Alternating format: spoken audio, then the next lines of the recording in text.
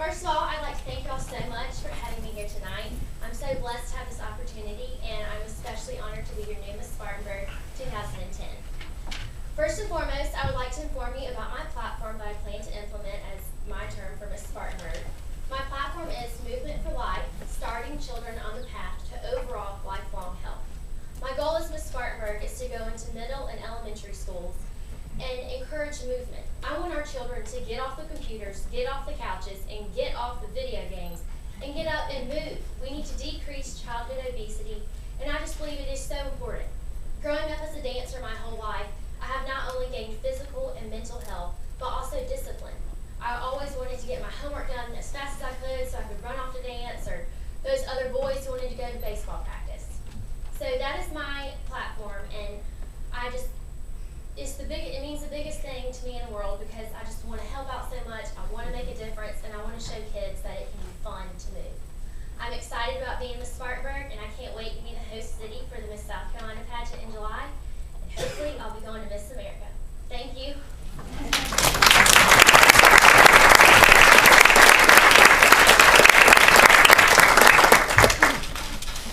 Terry, it looks like we got a couple of winners there.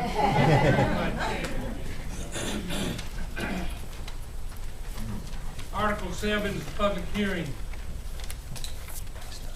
A, ordinance to amend the City of Spartanburg, South Carolina zoning ordinance by amending section 206, changing to the district boundaries, specifically for parcel 7-11-12-17402, located at 700 Walford Street, which is zone B1 with the land use designation of neighborhood shopping district, to zone R8, which is the land use designated general residential district, and providing for servability and an effective date.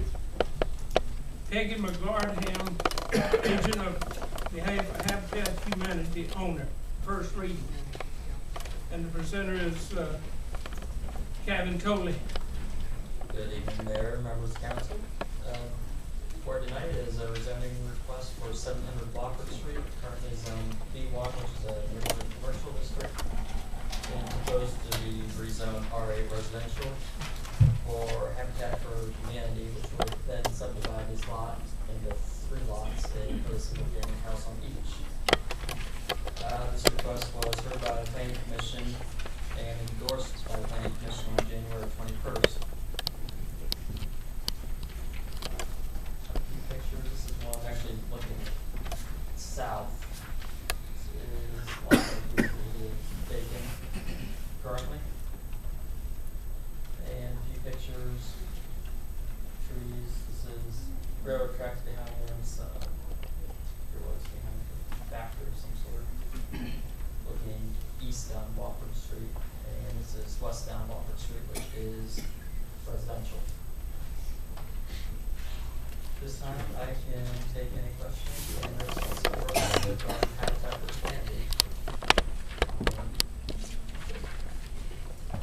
Just want to say I appreciate them going into the R8 because we have so much residential around there, and one of the things that we're trying to get away from is the spot zone in our neighborhoods.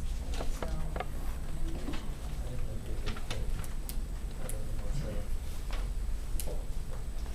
Any other questions of Kevin? Mr. Mayor? Mr. Tillai, could you tell me if this were to be approved, how soon would construction start? Hi. Someone who might know better than I would. Hi. Thank you. I'm Peggy McGarrahan. I'm representing Habitat for Humanity. The construction will probably start within 12 months. There's some infrastructure work to be done. We have to extend the sewer there. We're seeking some help for that at this time. And some funding for some fencing. We would like to put some fencing along the back line where the railroad is. So we are in the process of grant writing, and so it will probably be probably in about 12 months with the having to extend the sewer because that is a really expensive cost. Mr. Mayor, being familiar with that area there, the first home How much acreage are we talking about? The lots that we have subdivided are approximately 80 to 85 feet wide, but the one that's on the corner that backs up to the railroad, Right. the frontage of that is 138, so it's like a triangle. We'll have a large area of that by the railroad. We're gonna leave the trees and the buffer, so the house will be closer to the center. We'll have 3 lots, and that lot has to be closer to the central lot.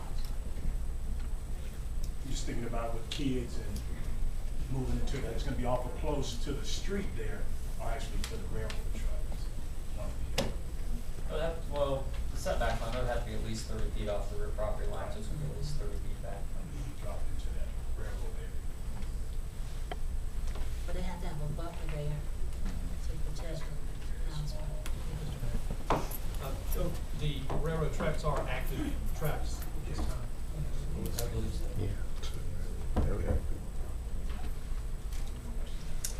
Any other questions? No other question, I'll declare a public hearing open. Anybody out there like to speak in favor of this proceeding?